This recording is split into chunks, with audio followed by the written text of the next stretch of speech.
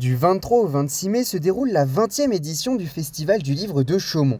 Pour ouvrir les festivités, les habitants ont pu assister à une battle de dessin jeudi soir à la Place des Arts, appelée Battle BD. Alors la Battle BD, c'est un combat de dessinateurs qui peuvent être 2, 3, 4 sur scène à s'affronter d'une manière improvisée sur des contraintes, des catégories, des thèmes de ma part, des interventions graphiques du public, un lâcher-prise total, un peu à l'image d'un match d'improvisation où à la place des paroles, ce serait des traits. Un match qui opposait cette fois-ci le dessinateur Pikmin au champion en titre depuis plusieurs années, Mathieu Bertrand.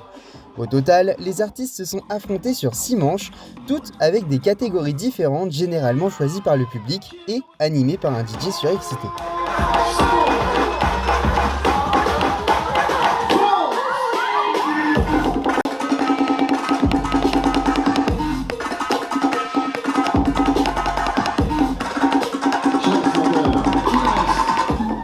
Une battle qui fait aussi bien physique sur la scène comme en dehors pour les dessinateurs. C'était sport parce qu'on s'est pris une grosse drache juste avant le spectacle, donc limite on se demandait si ça allait être annulé.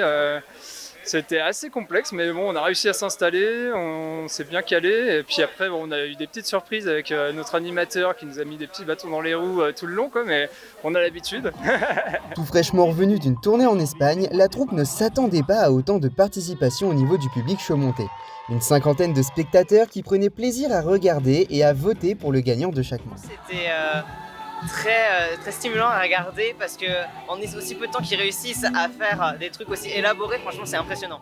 Nous on a adoré, on s'est pris au jeu, c'était super sympa, ça change un petit peu du cadre habituel, donc on a trouvé ça pas mal du tout. Moi j'ai bien aimé le dernier et aussi au début quand ils les ont retournés. Oui, Parce que ça je m'y attendais pas. Oui, c'est ça, j'avais pas du tout vu le truc.